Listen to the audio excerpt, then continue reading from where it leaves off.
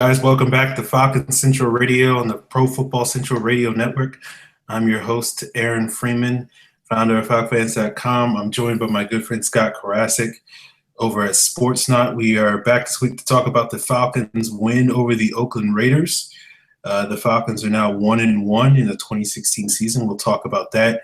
We'll talk about the impending roster move that is reported to be happening with O'Brien Schofield. We'll also talk about the upcoming matchup of Monday Night Football against the New Orleans Saints, and we will answer you guys' mailbag questions throughout and towards the end of the show. So, Scott, let's get the roster move out of the way, as we often do on this show. Vaughn McClure reported on Monday that the Falcons, or at least O'Brien Schofield, had told him that the Falcons were on the verge of signing him. I know you tweeted out yesterday that you thought that move probably would happen today. Technically, today is not over since we're recording this show a little bit earlier than we normally do on a Tuesday. But what are your thoughts on potential return of O'Brien Schofield to the Falcons? I mean, the idea that Schofield's coming back, I like it. I don't like the idea of him coming back if it means that they're going to cut Wheeler, because I feel like you get basically the same thing from those guys. Although I do think Wheeler could play weak side linebacker if they decided to bench Weatherspoon. So I could see that being a move. I don't think they should really cut anybody but Leroy Reynolds. I don't think he's good. I thought he was really bad as a special teamer the first 2 weeks. He's had a couple holding calls. I'm not a fan of Leroy Reynolds. I don't see where his value is. He's not Nate Stupar. Okay, yeah, nobody is. I'll be curious to see who the Falcons cut. Vaughn said that the Falcons were bringing in Schofield to play Sam linebacker, which makes sense because that's what his role was at the end of the season. That has been a role that Vic Beasley was expected to play this year, but really hasn't gotten very many opportunities to do so these first 2 weeks, with Philip Wheeler getting the brunt of the snaps with the starters and the base defense at that position. I would be a little surprised if they cut Philip Wheeler just because of what you say. He's a backup at two positions. Honestly, at this point, personal preference, I don't think it would make sense to cut a linebacker to make room for Schofield. I think if you're going to cut somebody, you should cut somebody who's two people come to mind. I'm trying to beat around the bush. I'll just jump into it. I think if you're going to cut somebody, you cut somebody who's inactive every week, which at this point would probably be Josh Perkins, and just sort of try to get him back on the practice squad. Or you cut a defensive lineman, and personally, I think the guy that Schofield potentially would replace is probably Courtney Upshaw. Last week against the Raiders, we saw Courtney Upshaw playing Leo, which I think is a complete miscast of his role. I don't think he's a particularly great defensive tackle. I think he's adequate, but I don't feel like that's a pressing area of concern for this roster, given the presence of Grady Jarrett and Babineau and, Derek Shelby and Hageman and Tyson Jackson. I just feel like at this point, Courtney Upshaw is sort of an extra piece. So I think you could probably cut one of those two guys to make a little bit more sense to bring in Schofield. But I know we talked quite a bit this offseason about Schofield's return, and there was a point where we both were sort of on board with it, and there was a point where it seemed very clear that the Falcons were moving on. Certainly happy that he's getting this opportunity, because I think he was one of the few players that really was valuable to this team, even though it was a limited role last year. And I'm glad to see him get another opportunity with the Falcons, because I think he deserved it. The only thing I'll say about Schofield, I really like Schofield as a football player. I think he's a leader in the locker room. I think he would bring a little bit more back to that defense. But I do agree that cutting Courtney Upshaw would make more sense, because they're not really using Upshaw as that defensive tackle that I thought they would.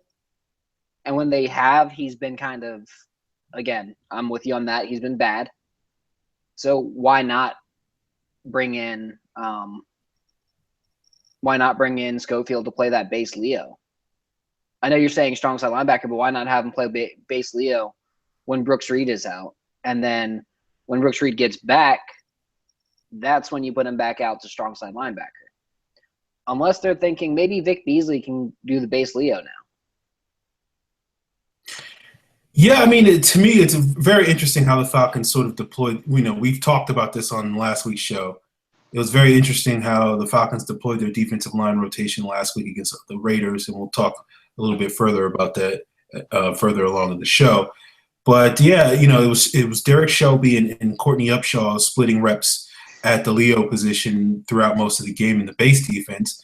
And I'm sure there was a point in May where we both thought that was going to be a likelihood or something like that. But when we found out that Courtney Upshaw was 303 pounds and Shelby's probably pushing somewhere north of 285, and you look at sort of what the Leo is asked to do, that doesn't seem to make a whole lot of sense. So I agree with you on Schofield playing that base Leo spot. I think it's a much better fit for the Falcons moving forward until Brooks Reed comes back, and we'll see what happens after that point. But yeah, I'm with you on that.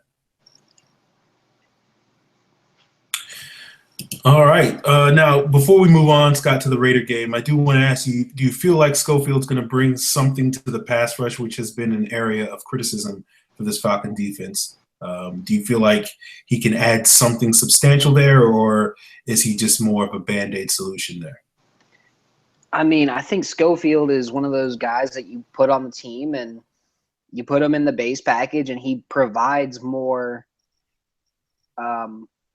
he provides a lot more pass rush than Brooks Reed does. He provides a lot more pass rush than Courtney Upshaw does in that role. So I mean, it is worth having him on the roster just for that. Okay. Okay, let's talk about the Raider game. The Falcons won 35-28 on the road. It was a big road win. I don't think we gave official predictions last week, but I'll be honest, I did not expect the Falcons to win the game going into the week. So it was certainly a surprise for me, but a welcome surprise to see the offense sort of clicking, playing as well as we've seen this offense play since. You might even make the argument this was the best offensive performance of the Falcons that we've seen under Dan Quinn. I probably put the Dallas game last year as probably the only other candidate that I would hail up there, even though I know we scored a bunch of points against the Texans. But a big part of the reason why the Falcons were so successful, they were able to establish the run. They got 139 rushing yards, which is the most they've had in 12 games. They were able to use a lot of play action to great benefit. And they utilized the no huddle on about 64 plays, which is a little less than 40%. Scott, what were your thoughts on sort of the Falcons' offensive output and your thoughts on sort of the Falcons, doing what Kyle Shanahan seemed very reluctant to do over these last 17, 18 games, which is use a lot more no huddle with Matt Ryan? So I guess for me, it's not just about the no huddle. It's about making sure that Ryan has the ability to check into other calls at the line. Because when he can get up there, he can look at the line and he can see,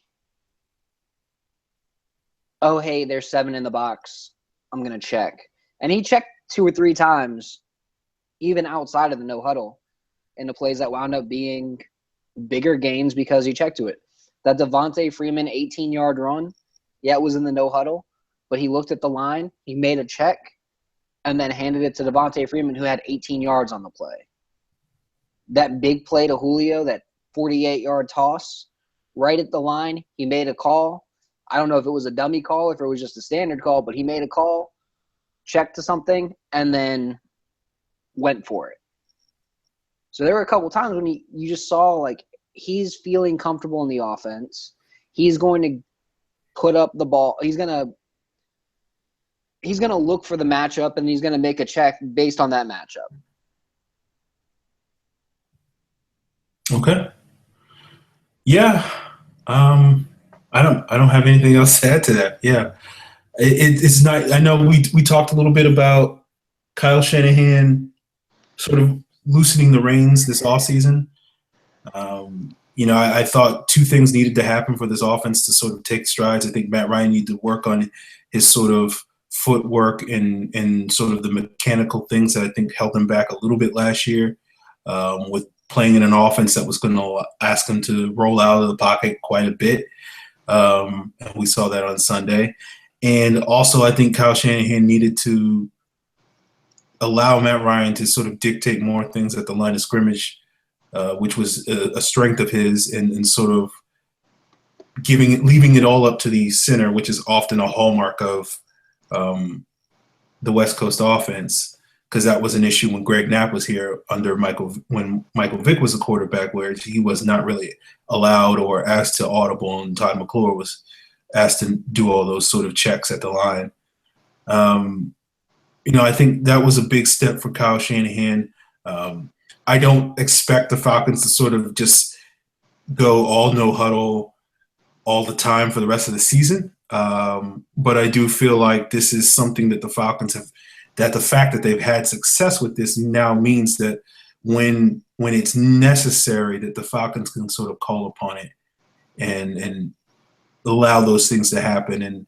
And we should see sort of that marriage between the quarterback and the offensive coordinator that so many people were, suggesting for like the last year plus that wasn't going to work. So, I think there's a big step forward for the Falcons offense, and hopefully they can maintain it without any sort of regression moving forward. Now, let's talk about the key matchups that we talked about in last week's show. And sort of who won some of those matchups. Now, I know a big one that we talked about was whether the Falcons could attack the Raiders' secondary, and I think we would both agree that the Falcons won that matchup. What were some of the things that you saw that made you, Falcons won, or some of the things that you saw that get you a little bit excited moving forward with this Falcons receiver core and tight ends? You can't guard Julio Jones one-on-one, just period. They put Sean Smith on him one-on-one every single time Matt Ryan saw Julio one-on-one, threw it right to him. I think every single one of his receptions was Julio was one-on-one, and Ryan just said, you know what, I'm going to get it to him. Whenever they double or tripled Julio, he was like, all right, well, you're going to give me a one-on-one matchup with anybody else that I have, and everybody's competent. Every single receiver against them caught the majority of their targets outside of Justin Hardy. They caught the majority of their targets. They caught more than 50% of their targets. Tammy had 3 targets that went incomplete.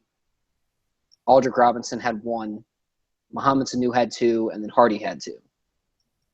That's where the incompletions were targeted. And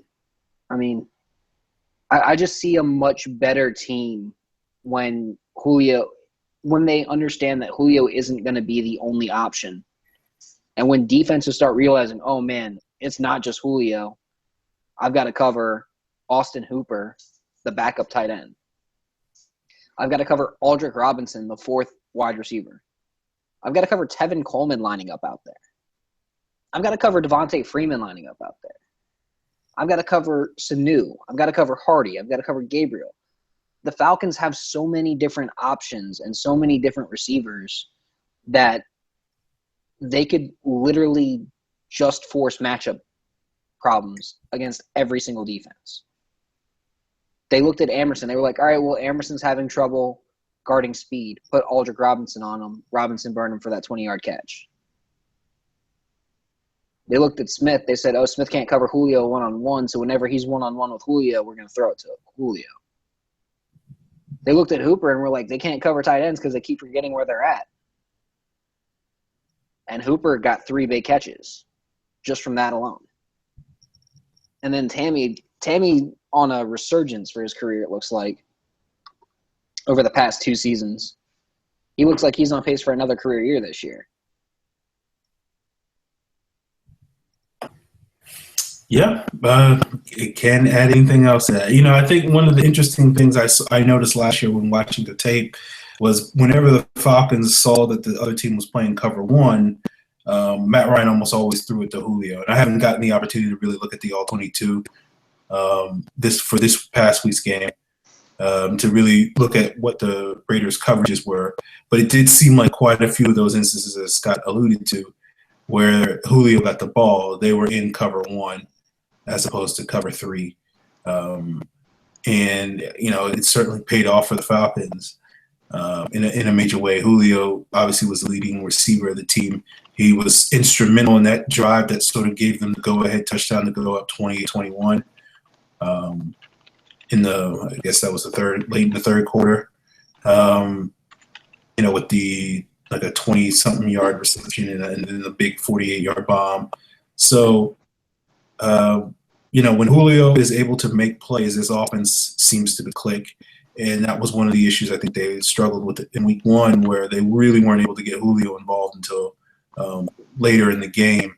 And by then it was a little too late. So I think, with the receivers, they certainly were able to take advantage of the Raiders secondary that we all sort of saw was a weakness, probably the biggest weakness on the Raiders offense, or the Raiders team, I'm sorry. And that was a good sign to see. Another thing that we saw the Falcons were able to step up in other key matchups, probably most notably with their offensive line being able to hold up against the Raiders' pass rush. Matt Ryan was sacked once, I believe, and maybe was hit a couple other times and pressured a couple of times. But we never really saw Bruce Irvin or Khalil Mack really take over the game like I think some of us, including myself, may have feared was a possibility, given that Jake Matthews and Ryan Schrader don't really take on pass rushers the caliber of Bruce Irvin and Khalil Mack all particularly well. So I think that was a big positive step for those two young players. And also the offensive line really doing work on the Raiders' front in the run game to sort of open up those lanes for Devontae Freeman and Tevin Coleman both. So go ahead, Scott. I was going to say a big reason why that worked was because they could set the depth of the pocket with the guards in the center. When you can set that depth of the pocket, the tackles can basically just push the guys wide. And those speed rushers that they were having issues with, they can just push them wide, push them out of the way, and it saves a lot of time for Ryan. When Ryan's not rolling out and he can actually stay in that pocket, and they do design it that way, that's where he's going to be good, really, really good. And where the Alex Mack acquisition is going to be a huge benefit. Yeah, I think I would probably I think you're right, but I probably would attribute it more to sort of being able to use their play action and rollouts and sort of things. I think sort of kept the ends at home a little bit more than probably the Raiders were hoping. I think the Raiders at some point were hoping that they'd be able to get a lead and sort of allow those guys to pin their ears back and get after. And I think that could have potentially created problems for Matthews and Schrader had that occurred. But that never really became an issue because the Falcons were so successful running the football and then utilizing play action off of that and bootlegs and rollouts and those sorts of things that sort of can be limiting to defensive ends from just firing upfield and getting after the quarterback. So I'm with you. I think the interior offensive line did a reasonably good job holding up against what is a competent but not spectacular Raiders interior pass rush. But I do feel like some of the misdirection in the movement probably played its part a little bit more in sort of getting Schrader and Matthews into more favorable matchups. So let's talk about some game balls that we would like to hand out. Some players that we thought played well. Scott, I will allow you to start off with anybody that you feel deserves some recognition. I mean, the first guy that I'm going to throw out there is Desmond Trufant. I thought he did a great job against Amari Cooper.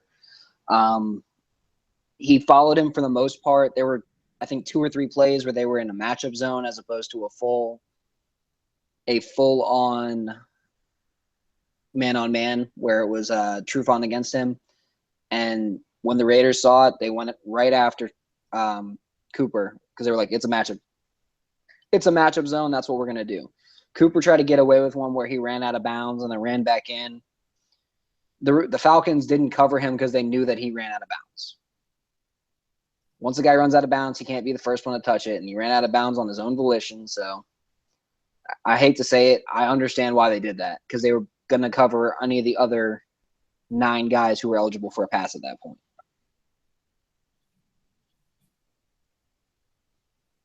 Okay. Yeah, I think another player on defense that deserves some recognition. I think Kamal Ishmael played very well, had led the team with about 15 tackles, very active in run support.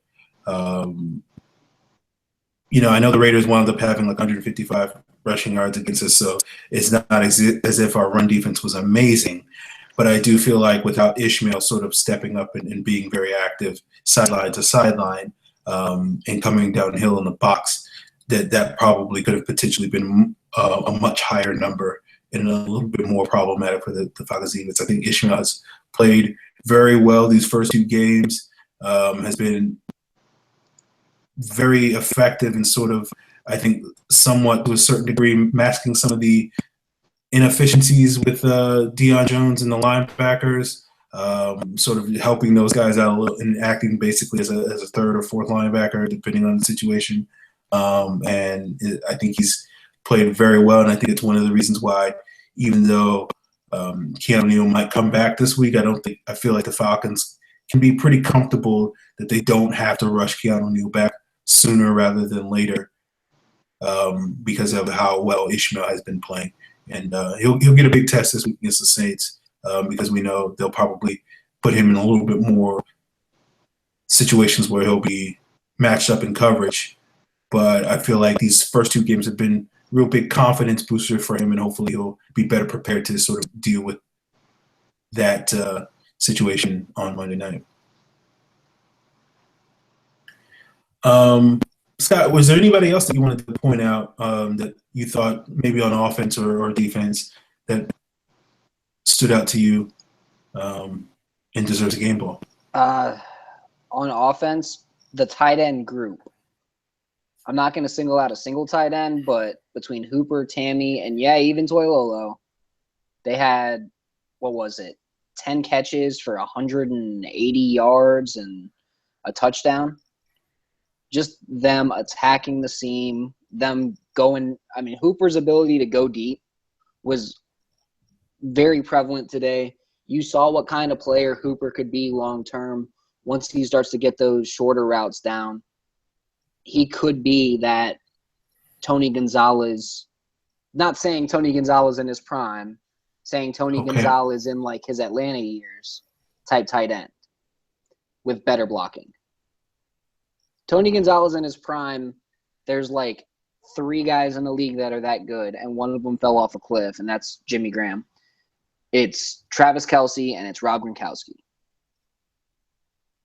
That's it. Those guys can be Tony Gonzalez in his prime. I'm talking poor man's Tony G, Austin Hooper. Okay. I'd probably put Jordan Reed up there over Kelce, but I'm not going to dispute it. I think that's fair. I was going to add. I thought with the tight end position, I thought, and I'd have to double check by going back and rewatching the tape, but I also thought this was probably the best blocked game that we've seen from our collective group of tight ends with their ability to sort of maintain blocks and maintain assignments on the edge in the run game. We've grown accustomed over the years, dating back to the Tony Gonzalez years, of sort of having questionable blocking ability from the tight end position. And I thought collectively all 3 guys, Tammy's struggled routinely. I don't think Hooper is a great blocker, and we know Toilolo can be up and down, but I thought all 3 of those guys had more positive blocks than negative blocks from what I could see when rewatching the game. So, I think all 3 of those guys deserve praise, even Toilolo, even when I was complaining about him on another show last week. I'm with you on that. Now, switching to the other opposite end of the spectrum with like the least valuable players, the LVPs, Not a whole lot of negatives to point out. I think we could probably sit here for 30 minutes and complain about the Falcons' lack of pass rush. I know some of that has to do with the Raiders' offensive line, but there was one particular player that I think got a lot of criticism that I feel like is getting a little bit more flack than he probably deserves. And that was Robert Alford. I feel like Alford, he's made some boneheaded decisions, boneheaded plays these first 2 weeks of the season. He had the personal foul against the Bucks, and I know people point to that play as, oh man, he ruined that drive. Well, Kamal Ishmael had a holding call that would have given the Bucks a first down, regardless of whether Alford's activities after the play. So obviously, that doesn't mean that the penalty doesn't matter, but it is one of those things where it's like he didn't single-handedly ruin that drive. And obviously against the Raiders, he had the interception in the end zone, but got drawn for the pass interference, which I think was the correct call. Would have nullified what was probably an outstanding play. You could make the argument would have been the signature play of the game had it not been for the penalty, and eventually the Raiders scored on the very next play, and then later in the game, I think it was the 2-point conversion or the fourth and goal, where Crabtree beat him on basically what was a pick route, which I don't really fault Alford for not being able to cover that, because really Carr had two options because Brian Poole also got beat on this basically same play with the receiver going outside, I think on South Roberts. So I feel like Alford, he has these one or two sort of plays that's negative and makes people go, oh my God, he's the worst human being alive. He's so terrible. And it's like outside of those one or two plays that you're like, okay, yeah, it's a stupid decision, a stupid mistake, but like he plays pretty lights out the rest of the game. And you could sit there if you wanted to, you could sit there and nitpick Desmond Trufant for, almost giving up a touchdown against the Bucs early on to a Mike Evans if Jameis Winston doesn't overthrow Mike Evans by a mile. You could blame Desmond Trufant for getting a pass interference. It was a little ticky-tack, but nonetheless, it was a penalty that sort of extended the drive. And, I'm not trying to throw shade at Desmond Trufant, but it is weird to me that sort of Alford can play same level as Desmond Trufant or slightly below it, but for whatever reason, people in people's minds, Trufant is this unassailable human being of outstanding character, which he is, and Alford is somehow this guy that's holding back this Falcons defense and it is somehow ruining everything. And I just feel like it's a weird double standard and an unfair one to sort of single out Robert Alford for one mistake or two mistakes and sort of not ever do that with any other player. But that's my I don't know how you feel about it, Scott, but no, I'm actually with you. I think Robert Alford and Desmond Trufant are the two best players on the defense. And I actually don't think it's anywhere close. I think they're both. I think Robert Alford is above average, and I think Desmond Trufant is a top 5 corner. Yeah.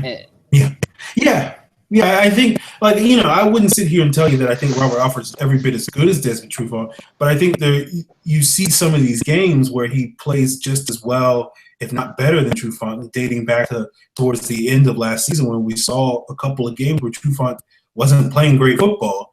And, but the minute he screws up, it's like, oh my God, Robert Alford's the worst. And I don't understand why there's sort of this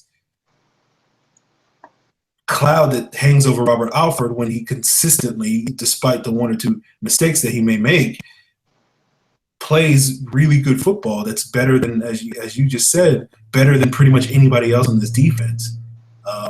If you were making an argument for who's the next on the list, it's Grady Jarrett, but I think Grady Jarrett's played well, but I don't think he's anywhere close to at least as consistent as Robert Alford has been this year and going into last year. So I'm with you on that. I think they're by far the two best players on the defense, and the gap between 2 and 3 is probably bigger than the gap between 1 and 2. Yep. That's what I would say. Because And then there's the question: who's the third best player on the defense? That Yeah, I think it would be Jarrett, Ricardo Allen, or could even throw Deion Jones in there. I He's wouldn't played. go that far.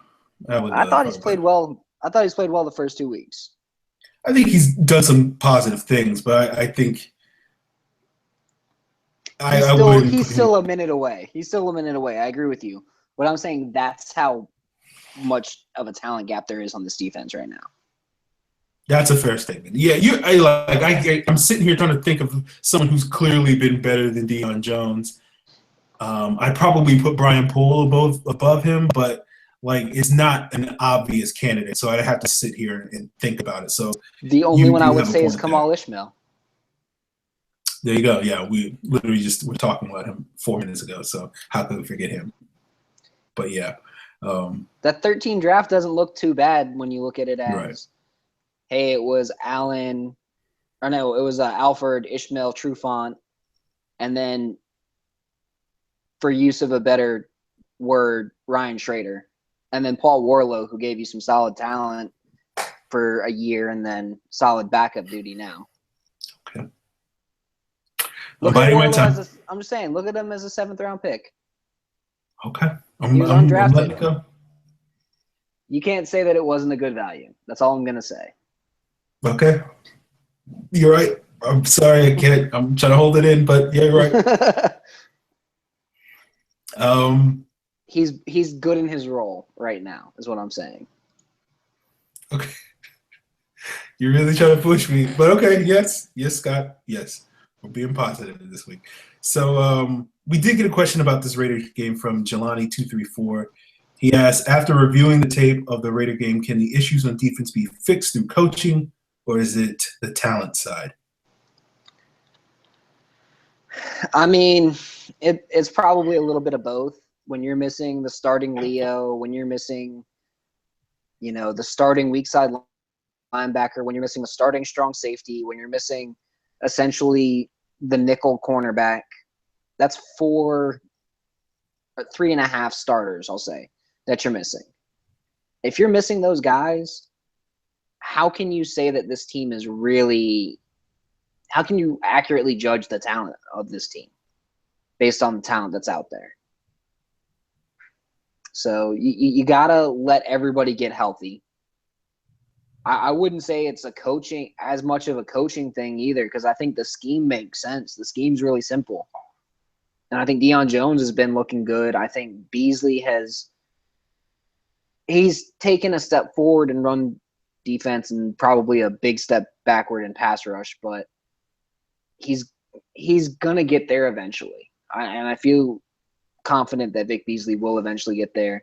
And at some point this season, we'll get there as a pass rusher.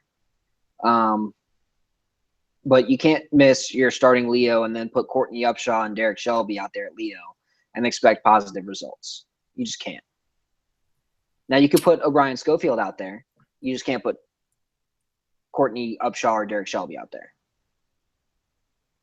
Yeah, I agree with most of that. I think it's probably more talent issue. I do think one thing that you did talk about briefly, Scott, I do think coaching isn't really an issue for this defense, just because this defense is sort of predicated on, I guess you could call it minimalist coaching, because it's a very vanilla sort of basic sort of scheme. It's like, okay, here's your gap, play your gap. Here's your coverage assignment. It's a zone. Stop the guy if he's in front of you. Stop him if he goes in this area. So it's not as if like there's a whole lot of scheming that you can sort of do to fudge things. I think if you're going to criticize coaching, probably the two areas you would talk about mainly so far with the defense is sort of the decisions that are made on who's going to play where along the defensive line. I think that's certainly something that is worth questioning.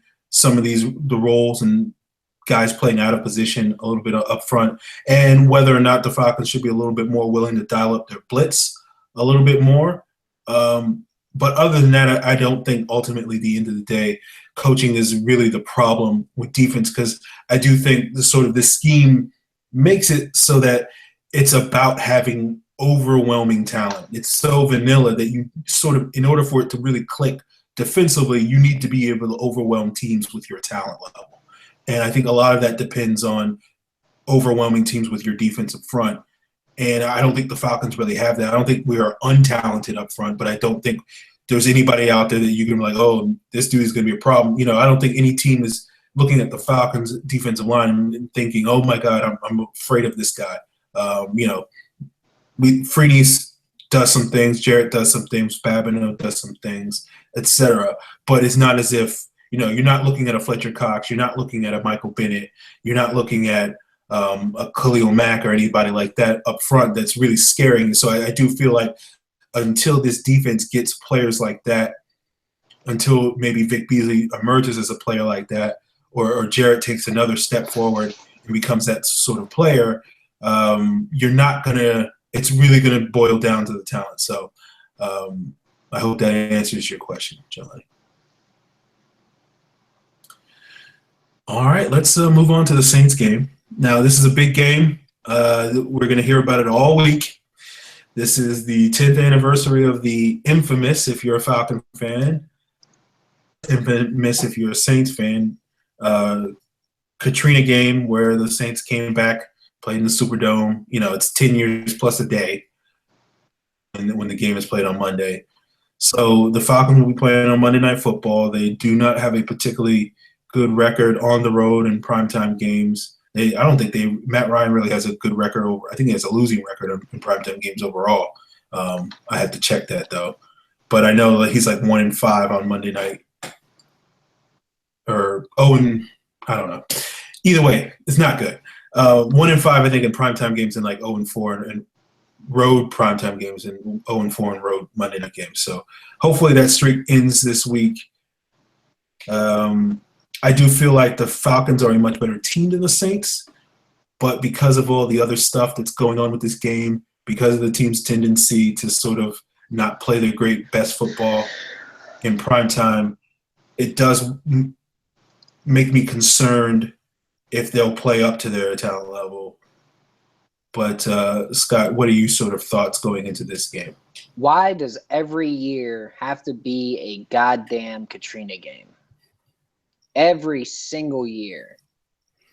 Feel like Monday Night Football, Atlanta and New Orleans, right around the same time. Just the NFL hates Atlanta, I feel like, with how they set the schedule up. You're going to go and you're going to play the Bucs first. All right, not super hard of a game, but, the Bucs first game of the season, tough game. Then you go cross-country to Oakland. Then you come back after playing Oakland. Oakland's actually pretty good now, by the way. Then you have to play the Saints, who, even though they might still suck, you have to go down to New Orleans after playing in Oakland. So cross-country travel. I don't even want to get into it. Like, I'm very frustrated with how the NFL schedules it. And then every single time, it's like right around the Katrina anniversary. So they've got extra just bullshit to be happy about, or bullshit to motivate them. I get it. I understand. Katrina was a disaster.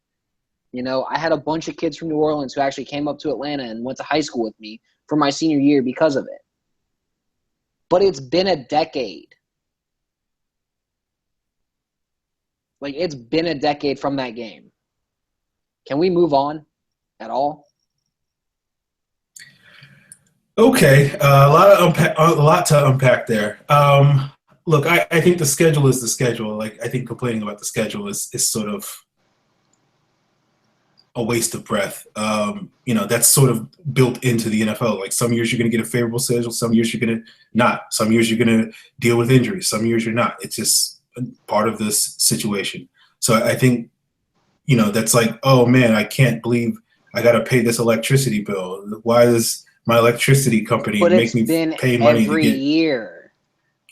Well, it's not really every year. It's only the third time we've played a Monday night game against the Saints since the Katrina game. So it's like every 3 years that this comes up. But it seems like, you hear people talk about it every time the Falcons and the Saints play a primetime game, and understandably so, because it's the biggest New Orleans sports history.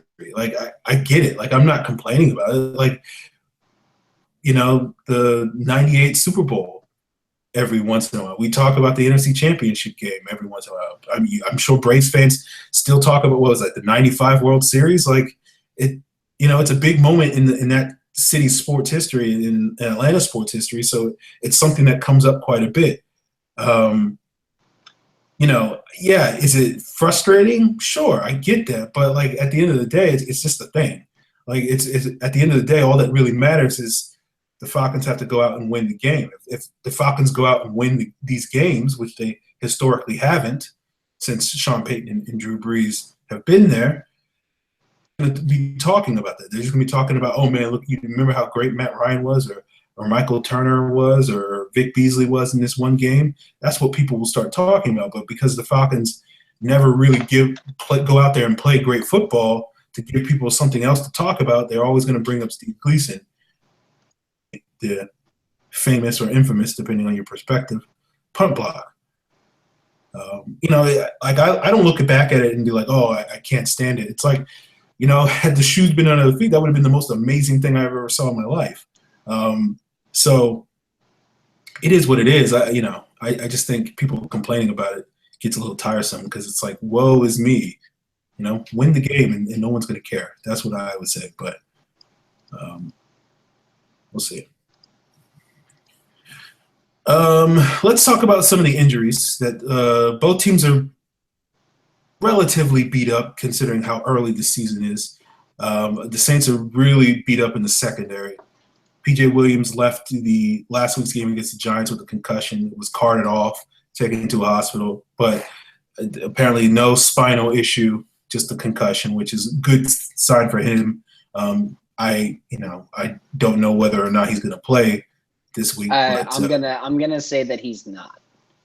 Yeah, I would assume not, but you know how the NFL is with concussions; you never really know.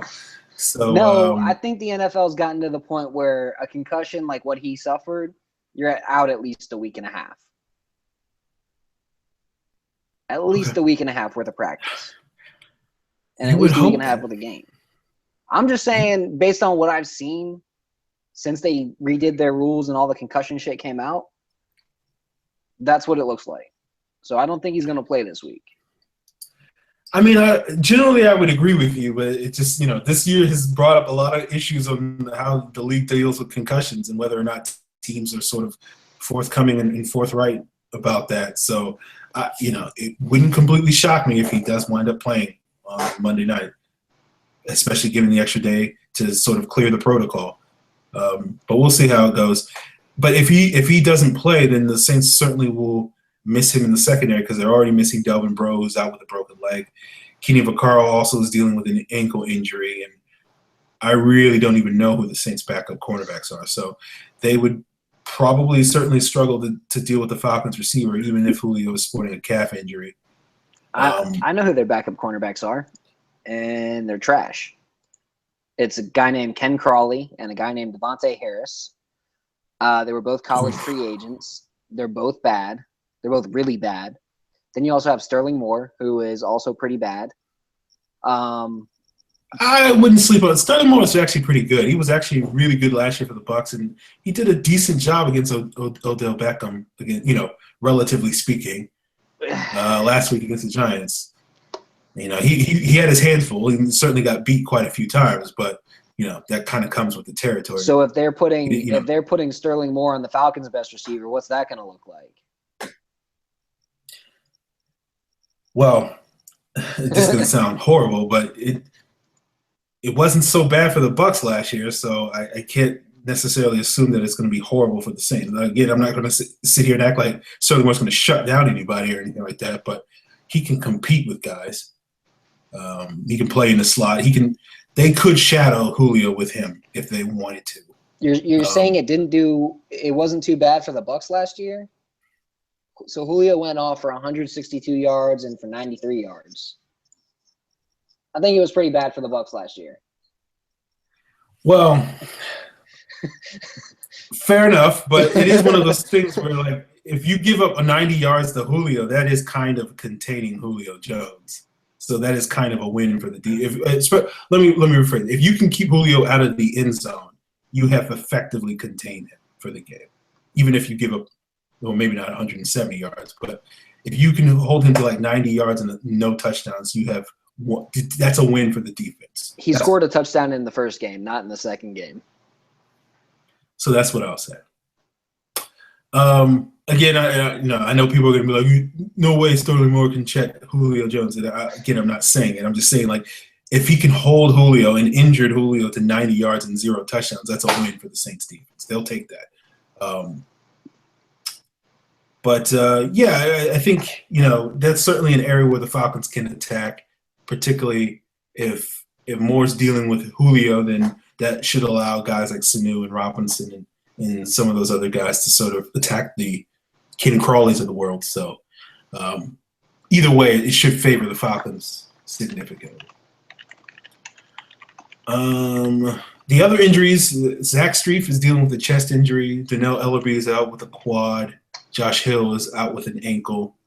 The Strief injury is interesting because we have now 2 weeks in a row where the opposing team's right tackle is beat up. And that's an opportunity for the left defensive end, somebody, maybe named Vic Beasley, to sort of get going. But there is a difference. Austin Howard's actually good. Zach Strief's backup is either Landon Turner, Senio Kelemete, or Andrew Pete, and they're all pretty bad. Yeah, okay. I feel like I'm going to nitpick, but yeah, okay, that's fair. We'll see. I thought, yeah, we'll see. I don't know about Vic Beasley, whether he's going to take advantage of a bad right tackle. So I'll see it I'll believe it when I see it. But he should. But again, I'm with you. I want him to turn into a John Abraham type so bad, but it needs to actually happen. Yeah. For the Falcons, the major injuries obviously are the same ones that they had last week. Brooks Reed is. We'll see what his status is with the shoulder injury he missed last week. Teron Ward's been out with the ankle injury. I don't think that's a big deal. Devondre Campbell is out with an ankle injury. And, the report from our good friend Gina Thomas on Monday was that there's no timetable for his return, which suggests that that injury is probably a multiple week one. As of today, I'm not really expecting him to play on Monday night. The big one, obviously, is Julio with the calf injury. He'll be expected to be limited this week in practice, but the reports are that it's not a concern that he'll certainly play on Monday. And I guess the other notable injury update is Keanu Neal dealing with the knee injury. He's expected to practice on Thursday. We'll see what his status is for Monday night. My expectation is that they'll practice him and then make a game time decision about whether they'll play him depending on how well he's recovering over the weekend. And, maybe they'll stash him as a guy that they'll mix into the rotation. I would be surprised if he starts. That's what I'll say. He might play, but I would be surprised if he starts, and maybe they'll sort of give him another week to get ready for the Panther game, where I think he might be a little bit more valuable for us. I'll agree with that. I mean, I don't think he's going to play a ton. I do think he'll play, but if he plays, if he's full go at practice for the whole week and he plays, it'll be sparingly because of, one, how well Kamal Ishmael's been doing, and two, you don't want to rush a guy back with an injury like that. Yeah. Yeah, and especially when you hear about a sort of Keanu Neal's sort of eagerness to go, that sometimes your coaches got to step in and be like, okay, dial it down, rookie. Get ready for the Panther game, not necessarily the Saints game. We'll be fine. So we talked a little bit about the Falcons receiver going up against the Saints corners. Some of the other key matchups, I do think it was on the opposite side with the Falcons secondary sort of dealing with the Saints receivers. I think one of the key matchups is going to be Brian Poole against Willie Snead, who's number 2 in the NFL right now in receiving yards. Again, that's week 2 stat, so take that with a grain of salt. But he has played very effectively these first 2 games out of the slot, and been basically Drew Brees' favorite target.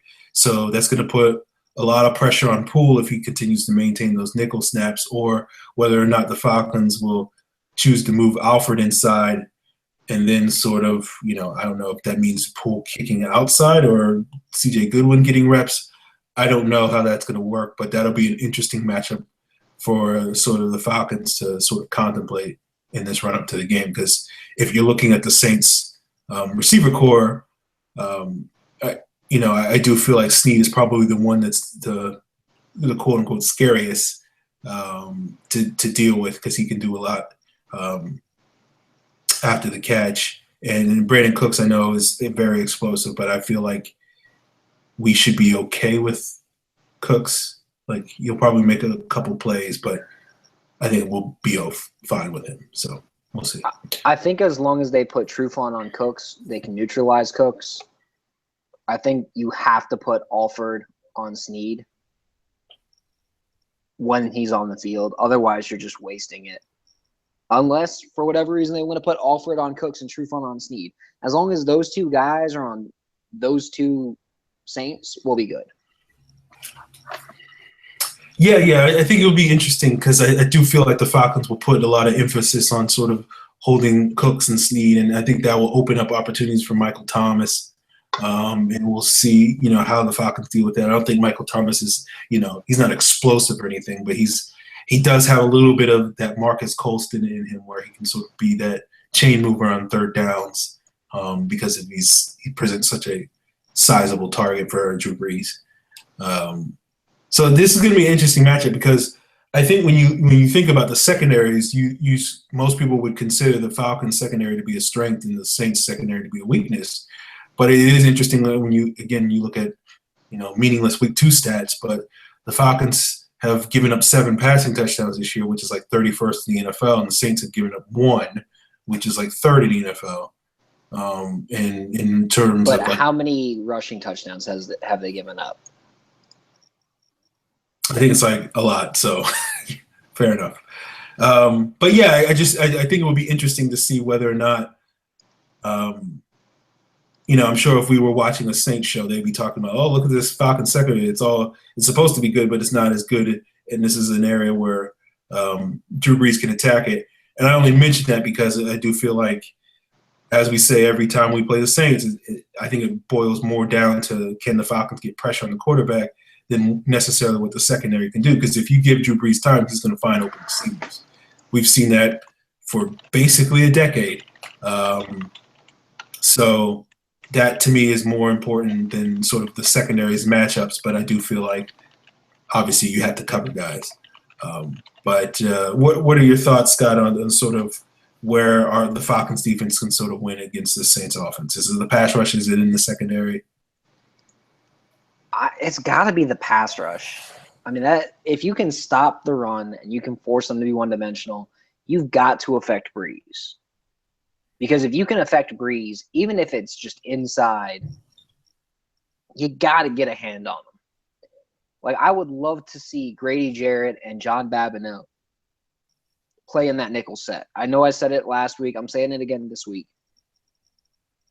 I think that is how you get pressure on the Saints. You put your best pass rushing defensive tackles in at defensive tackle. You put your best possible pass rushing ends out there in Freeney and Beasley, and you just let them go and let them have at it. In the base, I would actually pull Jarrett out of the base. Even though he does a good job in run support, I would love to see Jarrett in the nickel, because I think Jarrett and Babineau in the nickel could add to the run support of that set. And I think as a whole, it would make it just a better set. And I think in the base, if you have, Jackson and Hageman and Shelby in there, as I know you don't love Shelby, but when he was playing defensive end, strong side end, he did look okay.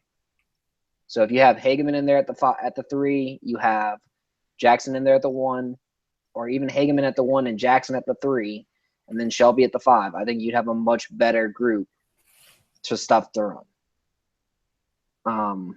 And that's where getting Schofield back would help out, because you would finally have a guy who could play that Leo.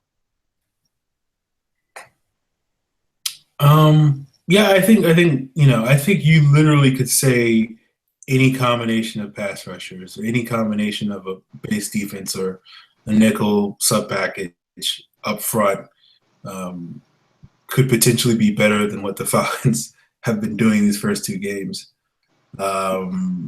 It reminds me of going back to 2014, where Scott, you were constantly complaining about sort of, why is this guy playing 3 technique? Why is this guy playing 5 technique? Why is this guy playing this role? And I feel like I'm and I push back against that, and I feel like I'm becoming you, sort of, with complaining about the defensive line rotation. So I'll try to keep it at a minimum. But yeah, I do feel like, regardless of who's playing out there, somebody's got to get pressure. And I think I personally feel that, my sort of issue with Derek Shelby, I don't think he's been terrible, but I think he's played like a backup caliber player. He's played like a guy that probably only should be playing 15 or 20 snaps. But he's getting, I don't know off the top of my head, but it seems like he's getting 35 or 40. And I feel like the Falcons are making decisions to try to feature him and accommodate him, when he's really giving them no reason to do that, other than the fact that he's making a certain amount of money.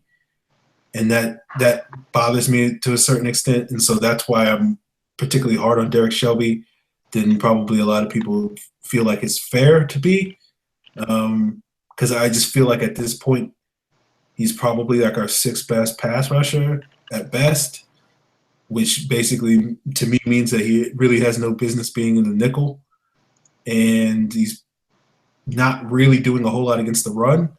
So it's probably debatable whether he's in the top 4 or 5 guys against the run either. So I'm not necessarily seeing him really showing that he deserves to be in the base. So at this point in time, I'm struggling to see why he's getting the workload that he's getting, other than he's got paid a bunch of money and the Falcons are trying to save face with him. But I mean, if they're trying to give him that workload, let him play strong side end in the base.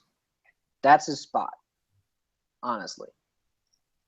I mean, yeah, I think that's probably the best position for him. But I know, for me, I haven't seen enough of him, and he hasn't really gotten that many opportunities in the regular season. So let me say that first. But based off of what he did in the preseason as a strong side base defensive end, he didn't really show a whole lot there to suggest that he's a better option than Jackson or Hageman.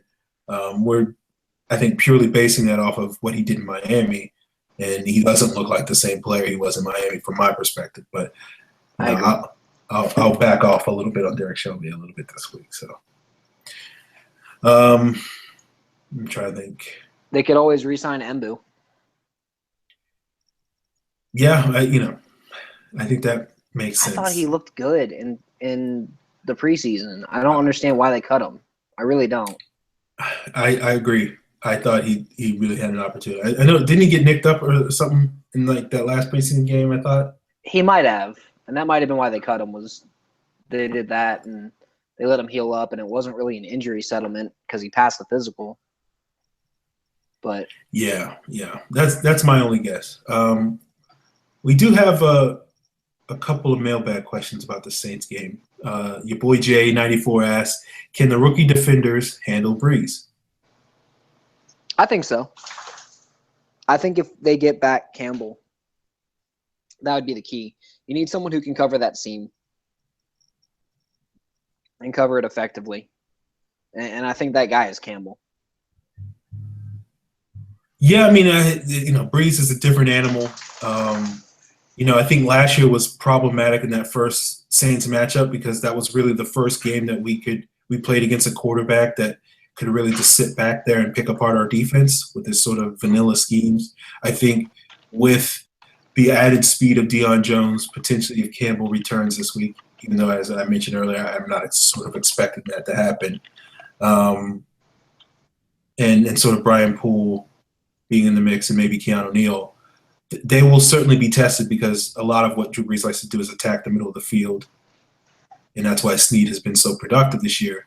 So they will be put to the test. I feel like they can do it, but I do expect, as there often are on Falcons Saints games, to be a couple of plays and a couple of throws here and there where it's like, ugh, that Drew Brees, he's still got it. At least when he plays the Falcons, he seems still like that guy that was, a Super Bowl MVP a couple of years ago. So I'm optimistic, but I do expect some ups and downs. That's usually always the case with rookies. Jelani234 asks, going into the Saints game, do you think their D will present a problem in the Falcons running the ball? I mean, I don't. I think the Falcons have a really good run game. I think that it kind of clicked this past week. And I mean, when you look at how the run defenses are working, the Raiders have a pretty bad one as it is. They're allowing, 4.5 yards per carry. The Saints are allowing 4 yards per carry, but they're also behind a lot more. So I do think that the Falcons will be able to run on the Saints. I also think the Falcons should be able to shut down the Saints running game a little bit more than what they've been doing. The Raiders have arguably the best offensive line in football, and it showed this past week. And Tampa Bay was geared up to get some running room for Doug Martin. I think they did a good job of that. So I do think that the Falcons have a better shot, but the Falcons held that Bucs running game to 3.2 yards a carry. And I think it's going to look more like that this week against the Saints than it did against the Raiders. Yeah, I think that's all fair. I think, my concern is not necessarily on the ball against the Saints, because I do think we can. My concern is whether or not the Falcons get behind and then are stuck in a situation where they're throwing the ball instead of having the sort of balance that they had this past week against Oakland. That, to me, is a much bigger concern than anything the Saints do in the front seven. I do think the Saints will be a little bit more geared to stop the run because of the Falcons' success last week and sort of seeing how effective the play action was. So I do feel like because of that, they'll be keyed on it. If you're the Saints, you're like, okay, well, we have weaknesses in our secondary. We probably know that's going to be problematic for our defense. So if we can sort of win one thing, we'll try to take the Falcons' run game away. So we'll stack the box sometimes, and we'll try to get off to a fast start so that we can sort of take their running game out of the equation. So I think that's probably going to be the Saints' game plan. And that concerns me whether or not, due to the emotions and the energy that might be in the Superdome on Monday, whether the Saints will get off to a fast start and get out to like an early 13-0 lead or something like that in the first quarter, and then all of a sudden the Falcons are stuck in a situation where they're abandoning the run game by and large. So that would be the biggest concern for me. But I think if it comes down to pound for pound, can the Falcons just line up and open up running lanes against the Saints front seven? I do think they can do that. So. Okay, Scott, let's jump into these final mailbag questions. We got a couple. First one comes from Jelani. He asks, I know the pass rush is one of the weaker groups, but is it the fault of the D tackles or the D ends? Both. It's the fault of the group as a whole, because pass rush doesn't work as – does the interior three technique, does he shoot the gap? Does he get into the backfield? Does the one technique get into the backfield? Are the ends crashing down? Are they moving the pocket? Is somebody getting pressure on the quarterback? It's completely different. Yeah, I think you're right. It's really both. I think the D ends are a little bit more problematic just because we expect a little bit more from Freeney and Beasley going into the season. So I think from that perspective, that is, probably a bigger issue for us moving forward just because the standards are a little higher. But, if you're not getting pressure, it's not because of one unit is not getting pressure. It's because the entire unit is not getting pressure. So, yeah. All right. Smorgasbord9 asks, are Vic Beasley's struggles due to a lack of strength? He really gets pushed to the ground often. I mean, how do I put this? I love Vic Beasley, but he does need to get stronger. There's no question there. A big reason why he gets pushed to the ground is technique, not strength. He's not using his hands. He's not exploding out of his stance the way that he should. I mean, and the fact that he's always got a hand in the dirt when he's pass rushing may not be the best way to use him. Stand him up, use him around the formation. I honestly don't understand why they're not using him the way that Mike Nolan kind of used Troy Bierman, minus the whole dropping him deep. But using him all around the formation, having him stand up, having him rush from everywhere. That's how I would use Vic Beasley. There would be times when I would have Freeney and Beasley rushing off the same end and have Freeney cutting wide and Beasley trying to get that inside move after Freeney cut wide as a linebacker. Why not do that kind of stuff? I don't think they're being that creative. I think strength is an issue. I do feel like because Beasley, put up whatever it was, 30 reps at the combine, I think people overestimated his strength. I think when you go back and you watch him at Clemson, a lack of core strength is a legitimate concern when you watch his tape. And I think that's one of the reasons why certain people like, Daniel Jeremiah weren't as high on him as they were on other players coming out that year. So, yeah, I think it's easy to say that strength is a concern. I don't think that's the main reason why he struggled. I think, for me personally, I think the main reason why he's struggling is the thing that he was good at, which was not being strong. He's not that good at.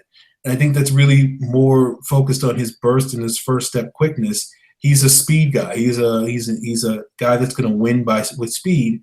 And you just don't see that burst and that quickness and that explosiveness off the snap as readily as we probably should at this point. And I think until he can sort of have that go-to where he can just go, okay, I'm going to pin my ears back and I'm just going to blow right past this tackle, which we saw on occasion last year.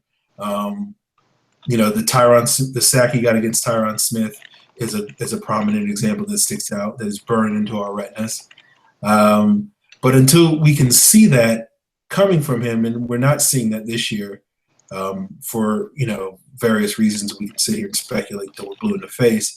I feel like he's going to always have a pretty low ceiling at this point. So I think he needs to get back to sort of just, blowing past tackles and using that speed, and then that will set up all the other things that he wants to do, the spin move and the inside counter move and the speed to power and all those sorts of things. So if he can improve his speed rush and sort of get around that edge, I think Beasley will get on track. But until we're seeing that consistently, I can't be too optimistic about where he's going to be at the end of this year.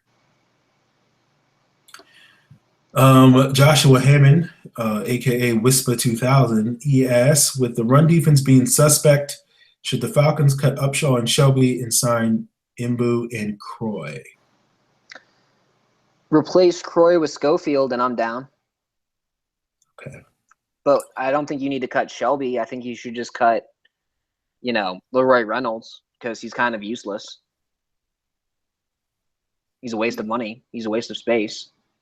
Have O'Brien, Schofield, and Mbu come back. Cut Upshaw. Cut Reynolds. Have a better team. Okay. Yeah, no, I think, I personally thought Mbu should have made the team over Upshaw just because I think it gives you a little bit more versatility in your base defense to sort of have him play out there instead of Grady, and then that would free up Grady to get after the quarterback a little bit more in nickel, as Scott alluded to earlier. So I think Upshaw basically was a 3 technique until Sunday. with his team, and he's probably like the fourth or fifth best three technique on the team. And so it just at that point, it's just kind of like, what's the point at that? So I would be in favor of that. Cutting Shelby. Obviously, I'm not a huge fan of Shelby and what he's done so far. I don't think you can really cut him at this point. You paid him all that money. You want to see what you can get from him. Obviously, I'm more of a Croy fan than Scott is. But, yeah, I think Schofield is better. And, yeah, yeah, that's it. So, yeah, basically I agree with what Scott said. Mbu and Schofield certainly would benefit. Smorgasborg9 asks, why was Jones drafted higher than Campbell? Should the Falcons have drafted somebody else in the second round? I mean, I like Sua Cravens better. I like Nick Vigil better. I mean, should they have? I'm not gonna critique the pick this early, 2 games in, and say they should have taken someone else. On the day of the pick, I'm glad they traded down, picked up another 6th-round pick, and then took Jones. I thought that was a very wise move. But just looking at who was there, I mean, who else would I have taken outside of Cravens? I mean, maybe Carl Nassib. I mean, I can't really think. Maybe Bronson Kafusi. But I can't really see anybody who I'm like, oh, my God, they should have taken this guy over Deion Jones. I'm just not seeing it. Because a lot of the guys that I was like, man, they should take this guy over Deion Jones were there in the 3rd round too. So I thought they got away with a very, very good selection. Very good selection. Okay. Yeah, I mean, look, I'm not a big fan of we should have taken this guy, the sort of hindsight analysis that comes with the draft. Ultimately, it doesn't matter who you should have taken. It matters, did you take a good player or not? There's almost always going to be a better option unless you're the Patriots and you drafted Tom Brady. So I think generally that sort of backwards analysis is a waste of time. Now, all that being said, I did think Campbell was a better overall prospect than Deion Jones. I had a higher grade on Campbell than I had on Deion Jones. I felt like Jones was a 4th-round talent that got reached upon, thought that at the time. I'm a little less bully on that sort of take now because I feel like Jones has exceeded my expectations so far.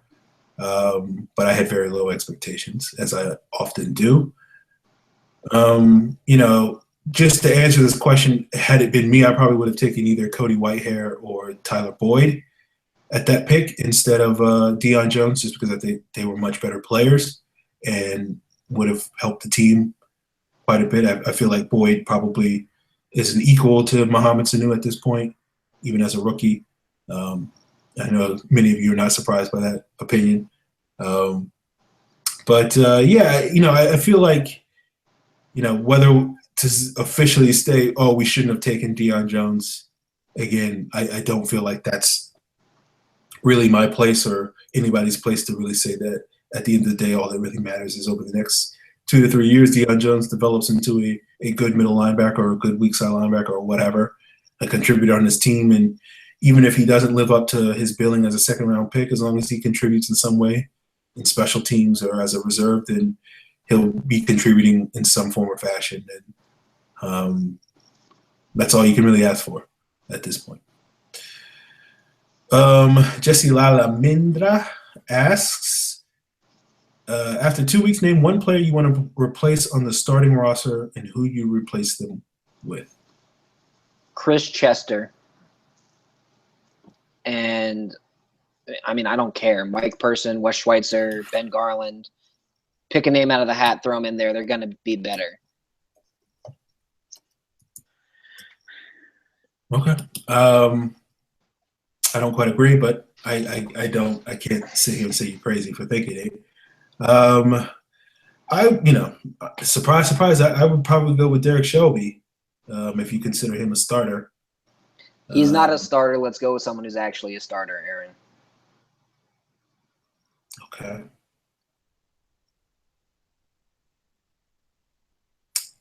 Then I don't really have an answer because I don't really have an issue with anybody else that's on this that's starting. If Shelby's not a starter, then I guess Tyson Jackson's a starter.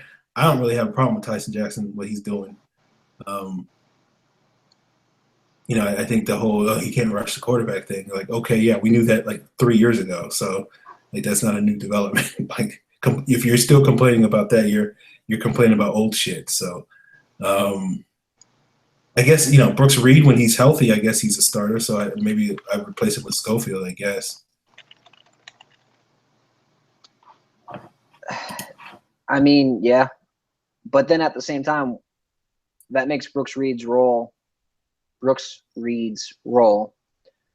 when Schofield comes in a little different. And it kind of lets you, instead of having one guy play that one role, it lets you flip them if you need to.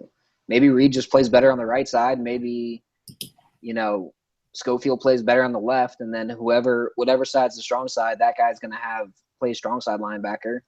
Whatever side's the weak side, that guy sticks his hand in the dirt. You just judge it based on the snap. I'm with you on that. The difference of the role there. Okay. Because right now, starting strong side linebacker is Philip Wheeler.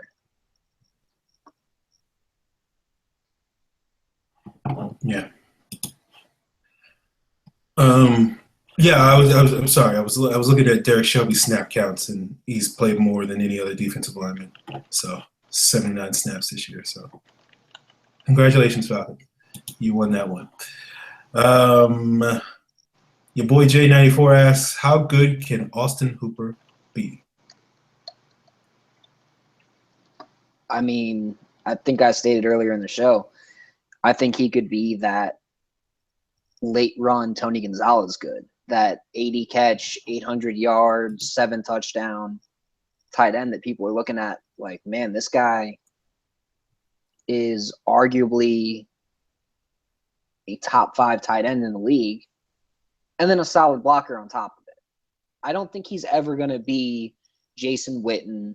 I don't think he's ever going to be Algie. Sorry. That was the I don't know if you heard that, but that's like a Amber Alert that just went off on my phone. I don't think that he's ever going to be that Algie Crumpler or that Jason Witten type tight end that's a blocker. But he could at least be an NFL average level blocker while still being a damn good receiver. Okay. I think with Hooper, like when we drafted my scout report I wrote, I compared him to Kyle Rudolph because I think the issue he's going to deal with is he's not quite athletic enough to be a matchup, a mismatch guy like a Gronk or like a Jordan Reed, who's just going to be more athletic than anybody that you can sort of put on him and create mismatches in that way. So I feel like that puts a ceiling on him being a top 5 tight end. So I think in order for him to be, that level of successful, then he has to really develop a strong rapport with Matt Ryan, where it's similar to what it was with Tony Gonzalez, where it's like, okay, he's barely open, and I'm still throwing him the ball anyway because I trust him implicitly that he's going to make this catch. I think that's quite a bit to put on somebody, just because Tony Gonzalez is not arguably, he definitely is the greatest tight end of all time, unless you're one of those people that already wants to crown Rob Gronkowski. So I feel like that sort of expectation that Hooper is going to be on that level, I think, is probably being a little bit. He did ask where his ceiling was. How good can he be? And I'm saying late run Tony Gonzalez, where he was putting up 800 yards on average per season, is probably his ceiling. Okay, I can go with you on a production standpoint. Yeah, can he be similar to? Okay, yeah. And like the same kind of routes that he was winning, that same kind of in out, every now and again the seam route, every now and again that wide open deep route that he's been running. But I don't see him as like this crazy. I don't see him as prime Tony Gonzalez at all. I don't think he'll ever make a Pro Bowl. No, I get that. Well, the point I'm trying to make is Tony Gonzalez got that way because he was the greatest tight end ever. And I just think, like, what other tight end would you say, like, oh, this guy is money in traffic?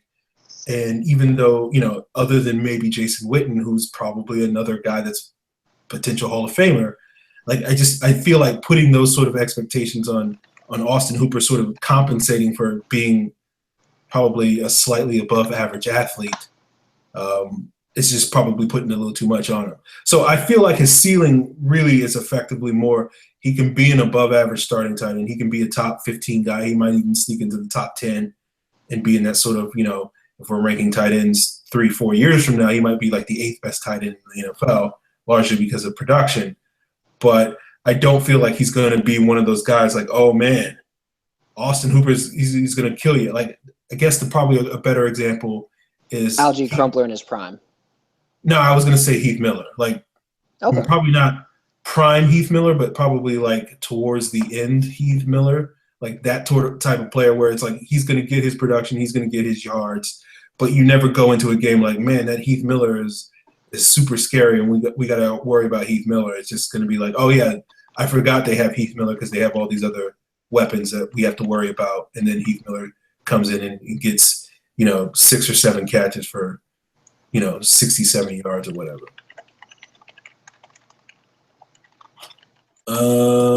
Okay, Khalil, the Gemini _unruly asks, what would you grade Kyle Shanahan's play calling versus Oakland, and do you see him giving more control to Matt Ryan?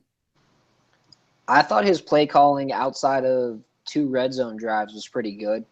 I'd give him a solid B. Should he continue to cede control of certain aspects to Matt Ryan? Yeah. As Matt Ryan's getting more comfortable in the offense, he's going to get more control. He should see more control. And I think he will get more control because Matt Ryan's the only quarterback that Kyle Shanahan's ever had that I personally feel can handle it. Robert Griffin III was good as a rookie, but after that, what was he? He was a mediocre football player. And he's been nothing but a mediocre football player since. Matt Schaub was good in the first year, got more control in the second year as far as checkdowns and stuff as he got control of the offense, and had a career year. Who's to say Matt Ryan can't have that same kind of career year this year as he gets more comfortable in Shanahan's offense? And I think it's going to happen. And I think as Ryan and Shanahan get more comfortable with each other, it's going to look more like a Todd Haley, Ben Roethlisberger pairing where the offense is designed around what Matt Ryan does best, as opposed to the offense being designed around what people in the fan base think Matt Ryan does best, if that makes sense. Okay. First of all, I don't think our friend Charles, is going to like you with that RG3 slander. I think, how would I grade Kyle Shanahan? I think this is always an interesting question because I feel like, me personally, I've been literally hearing Falcon fans complaining about play calling for over a decade, since Greg Knapp was here.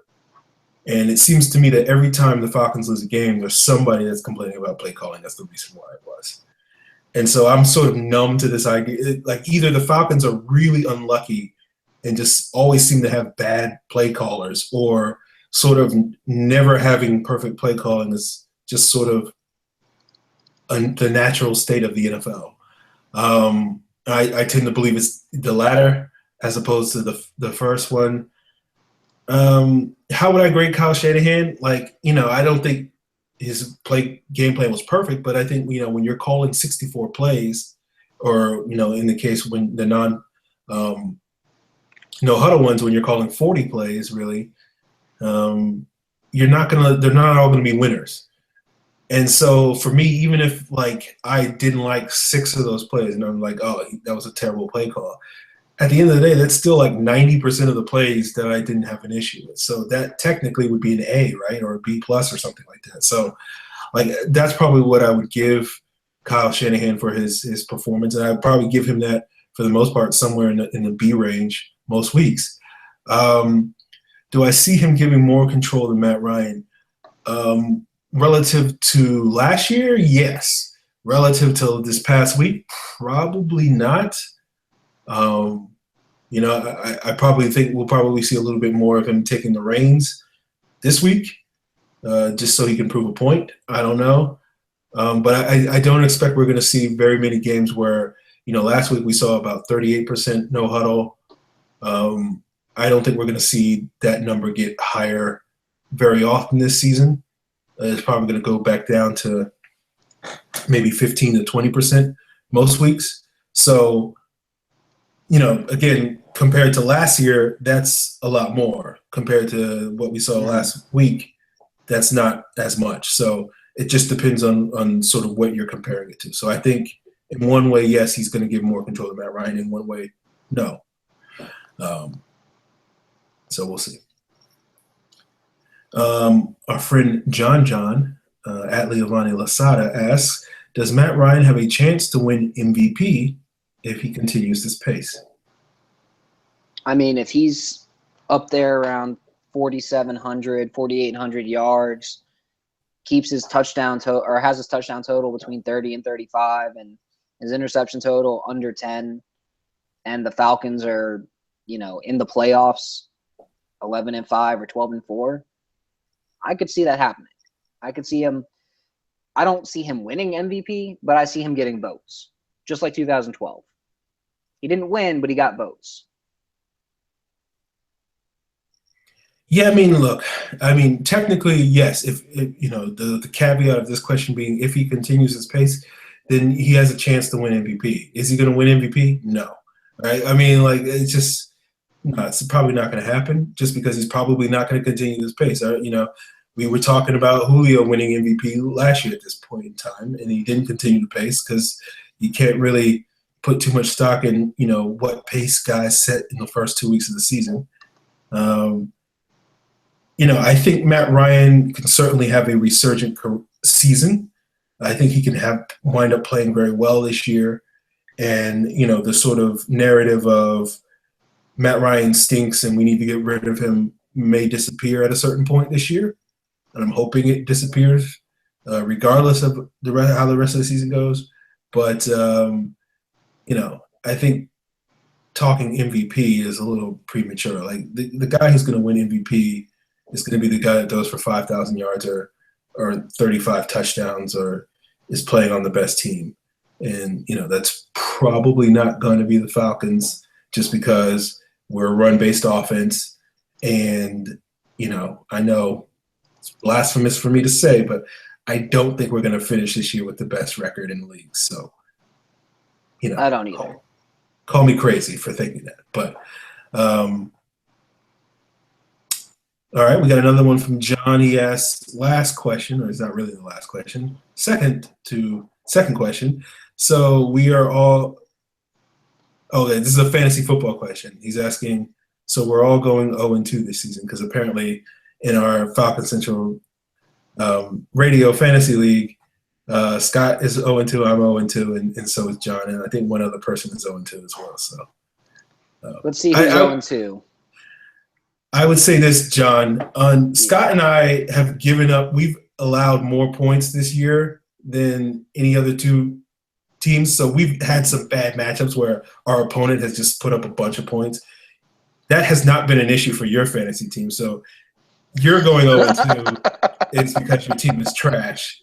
We're going 0-2 because we just happen to have some really bad matchups. So, John, you got the only team in the league that hasn't scored over 200 points.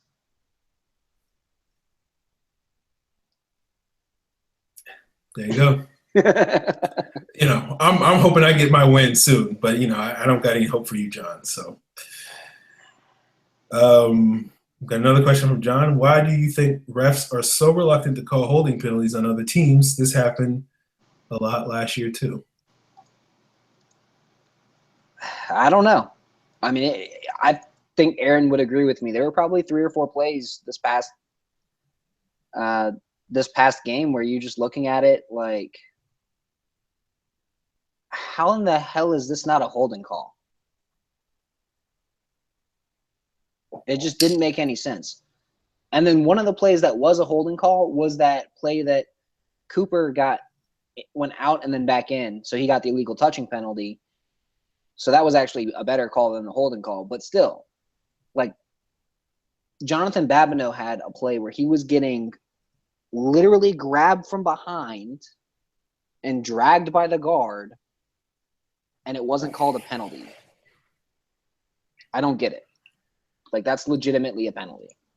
Yeah. I think, the old adage is there's a holding on every play.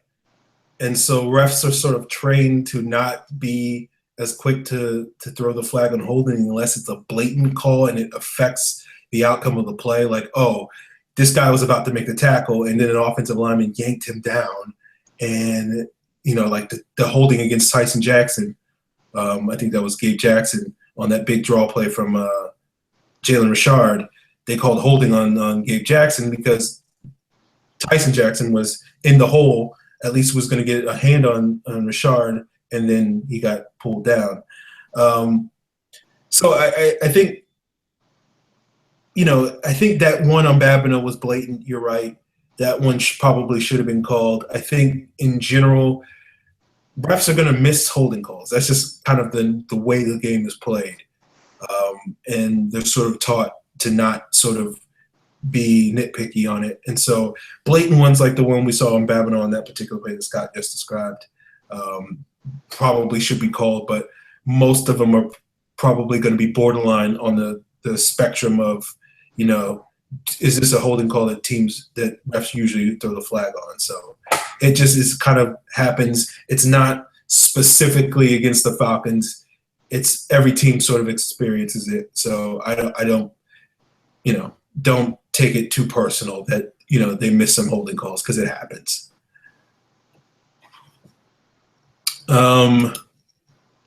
Okay, John asks, insulted by Falcons PFC. You were talking about me when you said 2% of Falcon fans are idiots. I mean, if the shoe fits. Based off of your fantasy team, no. I think no. To be honest, I don't think we were. I think that I said 2% of Falcon fans are idiots, and I wasn't referring to you specifically. I think it was only because someone asked a question about criticizing Matt Ryan or something like that. I think what I said was, I think probably 2% of Falcon fans are idiots, just because like 2% of everybody is idiots. So you just, just human beings in general are idiots. So you take a group of human beings that are Falcon fans, probably it's a good chance 2% of them are idiots. So no offense to you, John. I hope you weren't really insulted by it. I hope you're just kidding with us. You're all right in our book. I can't wait to beat you in fantasy, but other than that, you're okay. All right. I think that's it for the mailbag. Yep, that is it. So, folks, if you want to complain about us insulting you next week's show like John did this week, you can use the hashtag Falcons Mailbag. You can tweet at the show at Falcons PFC. My Twitter handle is at FalcFan. Scott is at Karasik S. Yep. Check out my stuff on FalcFans.com. I'm sure eventually Scott will write something on Sportsnot. I actually have an announcement that's going to be made at some point during the week. And once everything gets fully set up, I'll make that announcement. And it is related to me taking a job with a Falcons-related blog. So I will be posting at least 2 things, maybe even 3 things a week from now on. Well, there you go, folks. If you missed those sweet words from Scott Karasik these last few months, then you will be able to get your fix moving forward. So, please subscribe to us on iTunes or Stitcher. You can find our archives at profootballcentral.com. If you're on iTunes, give us a rating, give us a review. That helps other people find us. And subscribe to the YouTube channel, too. As well, yep, the YouTube channel you can find was at Scar988. Yep, is where you can find it. So get that subscription. I realized last week that I wasn't subscribed to it, and I'm on the show, so I corrected that mistake. You guys should do that too. Actually, I think I changed it. I think it is just Scott Karasik now. Okay. Well, there you go, folks. So Up to news, up to minute updates on the YouTube channel. So subscribe to that. Search to us. If you're watching us right now, then you can just look down and hit that subscribe button. So there you guys go, and we'll be back next week to talk about the Falcons Saints game. Hopefully, Falcons win, and if the Falcons do win, I will be rocking the Matt Ryan jersey, bringing back that old tradition. So hopefully, must have been in the laundry today. Must have been. That's what we'll say. Yes, I completely forgot about it, but yeah, we'll see you guys next week.